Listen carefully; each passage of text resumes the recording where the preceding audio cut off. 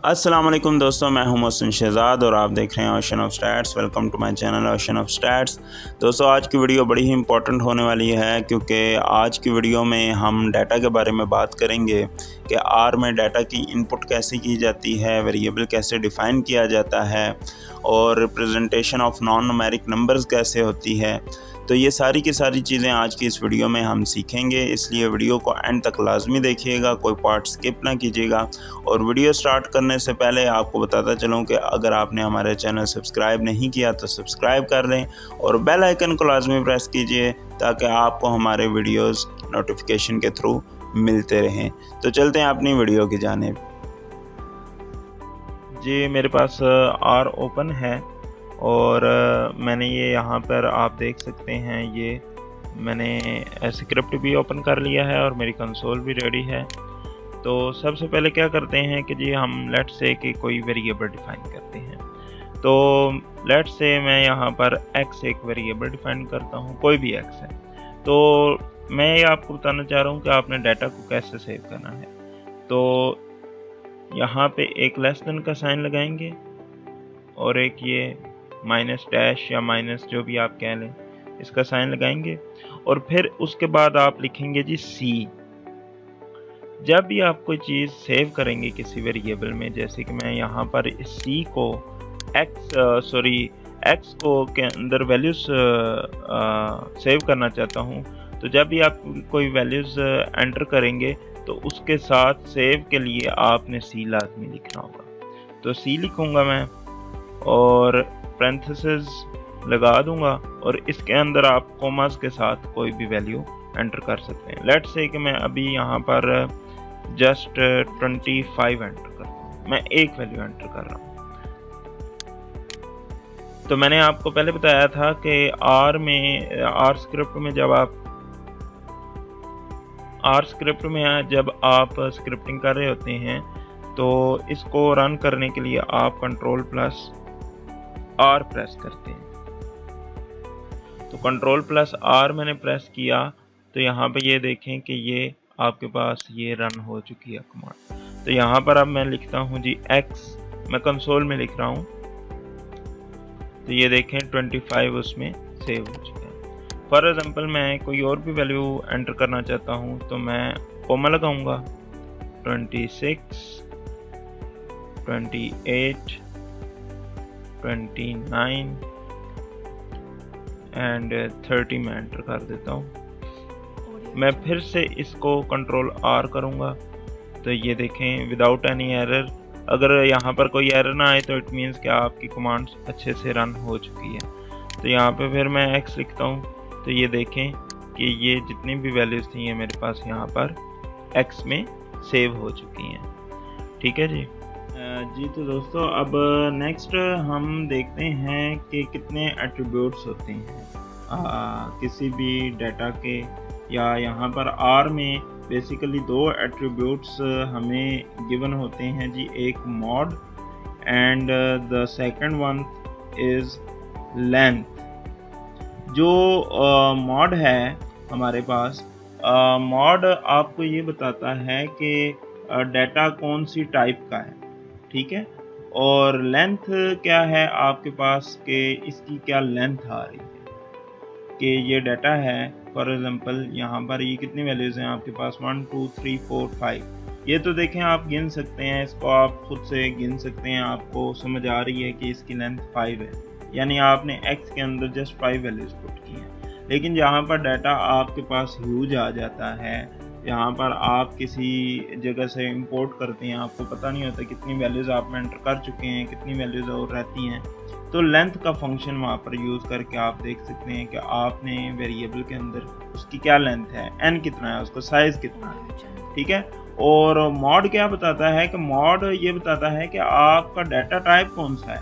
So there are 4 types of mode, और वो कौन कौन से हैं जी, वो ये हैं, एक न्यूमेरिक है आपके पास आ जाता है, मैं यहाँ पर आपके लिख देता हूँ numeric. The second one is character, third one जो है आपके पास लॉजिकल आ जाता है, and fourth one is complex. तो आपके पास जो मॉड है, मॉड की आपके पास जी आगे 4 फर्दर टाइप्स हैं। न्यूमेरिक आ गया। न्यूमेरिक में आपके पास जो नंबर फॉर्म जो आपकी होती हैं, जो भी मैथमेटिकली नंबर्स होते हैं, उनको हम न्यूमेरिक कहेंगे। कैरेक्टर, कोई भी नाम, कोई भी चीज़ ऐसी जो नॉन न्यूमेरिक हो वो कैरेक्टर में आ जाएगी। और जो आपके पास लॉजिकल है उसमें आपके पास ट्रू और फॉल्स, ट्रू फॉल्स आ जाता है। ठीक है जी। यहाँ पर कैरेक्टर में आपके पास एनी नेम या नॉन न्यूमेरिक चीज़ें, मैं यहाँ पर आपको नेम की एग्जांपल दे रहा हूँ। और जो आपके पास कॉम्प्लेक्स है, कॉम्प्लेक्स में क्या आ जाता है, आयोटा, जो आपके कॉम्प्लेक्स नंबर है मैथमेटिकल के। अगर आप स्टूडेंट हैं तो आपको कॉम्प्लेक्स का पता होगा। अगर आप मैथमेटिक्स से ताल्लुक़ नहीं रखते तो मैं आपको बताता चलूँ, कोई भी ऐसे नंबर जिनमें आयोटा आ जाए, एक मैथमेटिकल टर्म है आयोटा, तो अगर किसी में आयोटा आ जाए तो उसको हम कहते हैं कॉम्प्लेक्स नंबर। आई होप आपको यहाँ तक समझ आ चुकी होगी। तो यहाँ पर हमारे पास मॉड्स, ये मॉड समझना इसलिए भी ज़रूरी है क्योंकि आप जब भी आप कहीं से कलेक्ट करते हैं या आपके पास जो भी डाटा होता है तो वो इन्हीं 4 कैटेगरीज के अंदर ही फॉल कर रहा होगा। या वो न्यूमेरिक होगा, या वो कैरेक्टर फंक्शन होगा, या वो लॉजिकल होगा, या वो कॉम्प्लेक्स होगा। तो अब हम देखते हैं जी कि इसकी क्या मॉड है, इसका कौन सा मॉड है जी। तो दोस्तों यहाँ पर मैंने एक एग्जांपल लिख के रखी है, ये आप देख सकते हैं। x, a, b and z, ये मैंने 4 वेरिएबल्स लिए हैं।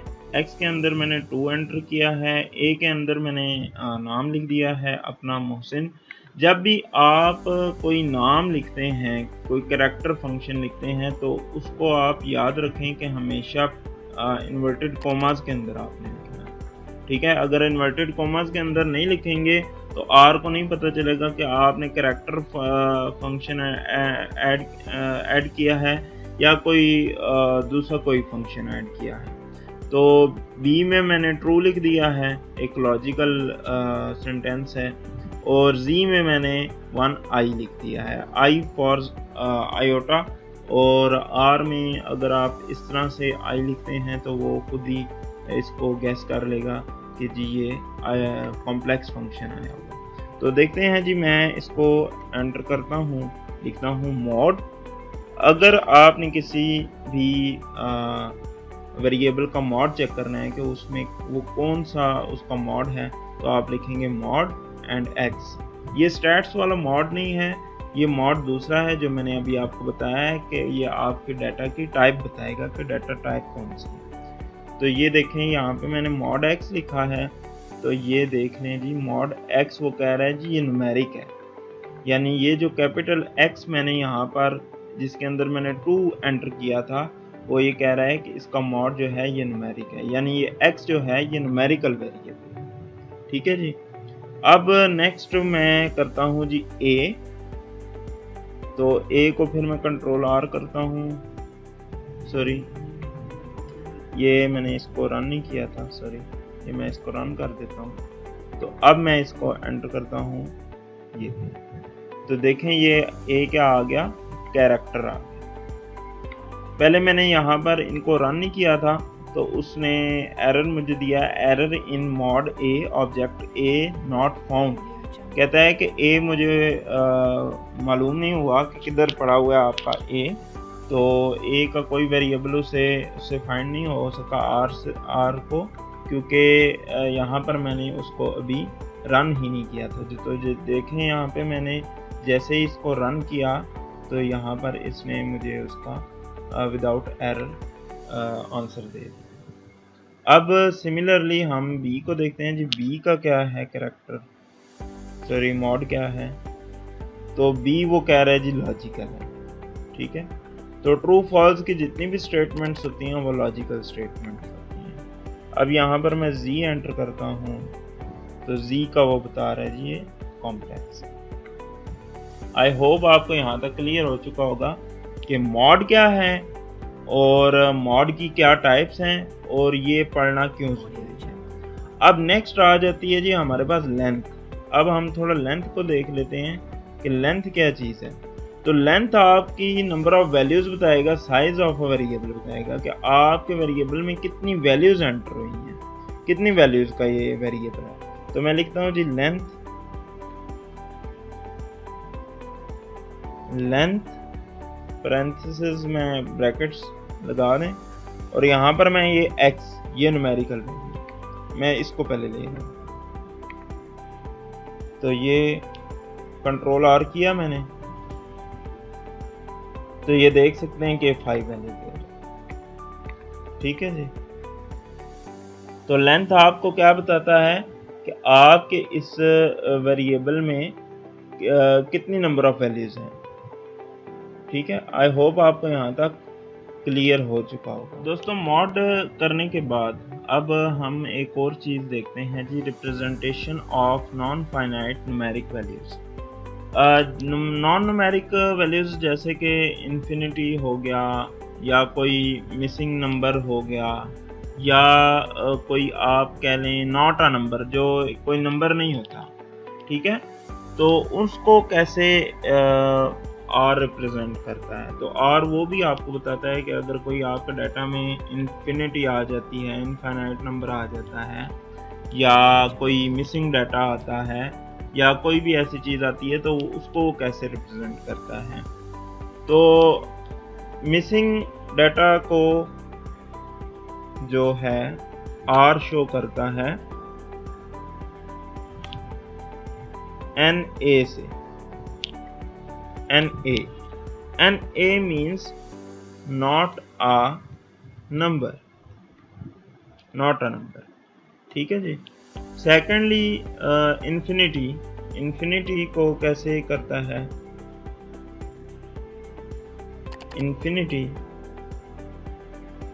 इन्फिनिटी को ये शो करता है INF।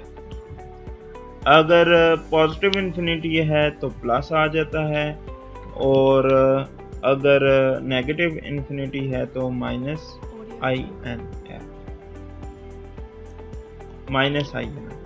ठीक है जी, ये इन्फिनिटी होती है। और यहाँ पर सॉरी ये जो मिसिंग है NA, यहाँ पर आता है नॉट अवेलेबल।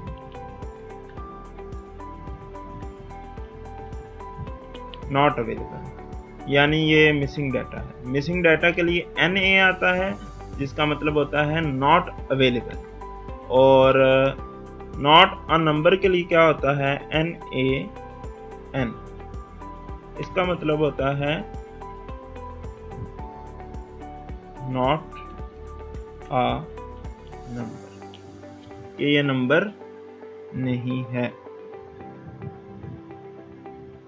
ठीक है जी। तो अभी हम इसकी एक एग्जांपल करते हैं। लेट्स से y को मैं सेव कर देता हूँ। y के अंदर मैं एक वैल्यू सेव करता हूँ 5 डिवाइडेड बाय 0, यानी 5 divided by 0 is an infinity. तो मैं आपको ये सारी चीज़ें रिप्रेजेंट करने के लिए बता रहा हूँ कि ये कैसे इसको हम यूज़ करेंगे। तो मैं इसको रन कर लेता हूँ, कंट्रोल R। तो ये यहाँ पर देखें ये रन हो चुका। अब मैं क्या करता हूँ कि y लिखता हूँ, तो ये आप देख सकते हैं 5/0 इन्फिनिटी, तो INF का। तो यहाँ पर INF का क्या मतलब है, इन्फिनिटी। ठीक है जी, आई होप यहाँ तक आपको क्लियर हो चुका होगा। अच्छा, अगर आपने इसका एक्सपोनेंट फाइंड करना है, एक्सपोनेंट, तो एक्सपोनेंट के लिए मैं यहाँ पर लिख देता हूँ आपके लिए आसानी के लिए EXP।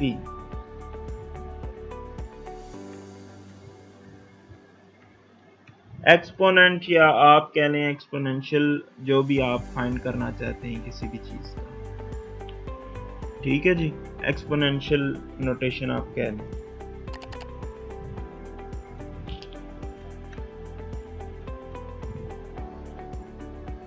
Exponential notation EXP। किसी भी चीज़ का अगर आप एक्सपोनेंशियल फाइंड आउट करना चाहते हैं तो वो EXP से होगा। तो मैं इसी का ही y का फाइंड करता हूँ एक्सपोनेंट। तो यहाँ पर ये देखें मेरे पास ये भी इन्फिनिटी है। ठीक है, आई होप आपको ये सारी चीज़ें समझ आ रही होंगी।